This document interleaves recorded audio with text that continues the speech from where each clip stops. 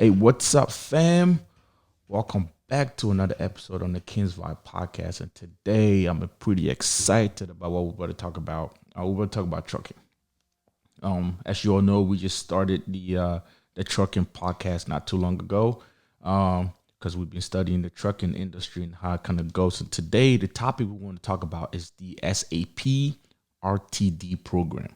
SAP stands for Substance Abuse Professional, and RTD stands for Return to Duty Program. So, what is it? We're going to talk about it. But before that, thank you very much for being with us and watching our videos. Please make sure you like, share, subscribe, comment on our YouTube, so we can always bring you more and share everything we know about this trucking and our motivational podcast.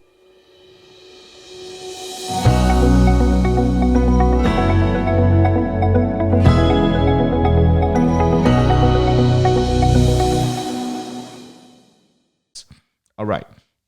So SAP, Substance Abuse Professionals, RTD, Return to Duty Program. What is it? I'm gonna give you a little background on how this even gets started, right?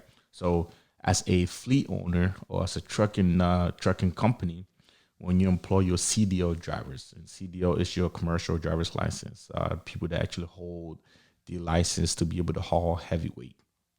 So, when you employ these drivers, or when you decide to employ them, you have to make sure that they are in the clearinghouse and they give you consent to be able to look them up and do the query every year. So as an employer, you're supposed to do a drug and alcohol violation query on your employees every year through the clearinghouse. Now, once that is done, they give you the consent to be able to do that. You also have to enroll them in a drug and alcohol consortium, which is basically a third party company who does your drug screening. Not to get into the weeds of that because that's not the topic today. But if you have more than two drivers, which could include yourself if you're a driver, you can opt to do your own drug testing. Obviously, you have to go through the training. You have to understand all of it, which part of that is also doing your supervisor training, kind of knowing what to test for and stuff like that. But anyway, we will discuss that later. But for today, the focus of the podcast is once you have your drivers enrolled in the clearinghouse, or once they give you the consent to do the query in the clearinghouse, and you enroll them in a consortium, they have to do the pre-employment screening, which basically your first screening for that company. They do the screening just to check, same as any drug abuse or any drug use testing. So they do that, and then you as an employer can log back in there using your access to see how that was, what the result was, whether they pass it or not. One thing that employers should know, or should probably get a hint at, is if your employee or your driver takes too long, and I'm speaking from experience here, if your driver takes too long to do the drug screening, that's a problem. There's something they're probably hiding. You might want to be concerned about what that is, right? And you kind of want to look into that. If they're not using drugs or they're not using alcohol, they should be able to go as soon as you sign them up for the pre-employment screening, which is done through the consortium. They'll give you a location where you go. They go pee or whatever testing they want to do, and you get the results, and you know how that is. It is mandatory that they pass that before you can fully employ them and put them on the road. So, what happens if the driver fails their drug testing? That is where the SAP comes in and RTD eventually. So, once the driver fails their pre-employment testing or even their random testing, they will be mandatorily enrolled in the SAP program, where they have to go seek counsel through a substance abuse professional, SAP. Now, okay, cool. So they sign up with the counselor. What happens? Now the driver takes full cost of whatever the counselor is going to charge them, which typically what happens is every counsel that you meet with your counselor, every session is paid by the driver, anywhere between $100 and $300 based on what goes into it, because they're gonna do initial screening and kind of see how bad it is or what they need to do to help you and stuff like that. So anywhere between $100 and $300 is what you're probably looking at to pay the counselor every time you meet up with them. And you're supposed to meet up with them about 6 to 8 times before they can actually clear you for the RTD, return to duty program. So you basically have to be done with the counselors and then you go into the RTD program. So you're probably looking at somewhere between $2,000, $2,500, maybe $3,000 just with the counselors, right?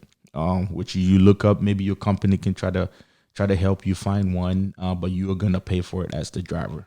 So you do that, and then you're recommended for the RTD program. Now, what happens is you find a trucking company that's willing to put you on. So what that trucking company does is they make sure that you're good through your pre-employment screening, and then once that passes, they decide whether or not they're going to put you on there. Now, what we've seen is most small companies are the ones who will probably give you that. The bigger companies are probably not going to give you that shot because they don't want to take that risk. The smaller companies need to keep the trucks moving. It's not a whole lot of different trucks, so they need the resources and the manpower to put their trucks on the road. Anyway, so they're gonna employ you, and then from the time they employ you to about a year from there, you have to do about 6 random testing just to make sure you're still on course. Now, what we've realized is a lot of people, once they at one point they kind of retract back to whatever violation it was, whatever addiction it was.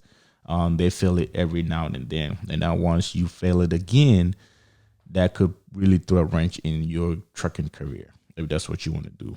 Anyway, so the most important thing is, as an employer, you have to know what these regulations are. You have to know that your employee, your truck driver, has to pass the clearinghouse, has to pass the consortium, has to pass the SAP, has to be cleared for return to duty program before you can even set them up for the pre-employment screening. And they have to pass that before you put them on the road. When you get audited by the FMCSA, which is mandated by the Department of Transportation, you will be fined if they find out that you put a driver who did not pass that. You could possibly lose your authority if that's the case. But anyway, that is the gist of today's conversation. It is very, very important that the two parties, which is the driver, the CDL holder, and the employer, which is the trucking company, abide by this, because it could really cost you a lot of money. Hopefully that makes sense, and that kind of clears up the SAP RTD program. If there's something about the SAP RTD program that you want to know, please drop that comment. We will get back to you. If there's something you want us to talk about in the next video or the subsequent ones, please let us know. But thank you very much for sticking around with us. And please make sure you like, share, subscribe, and comment to our YouTube so we can always bring you more. Visit our Facebook and our Instagram. We also share a lot of things on there as well. But thank you very much. Be safe. Until next time, we'll see you.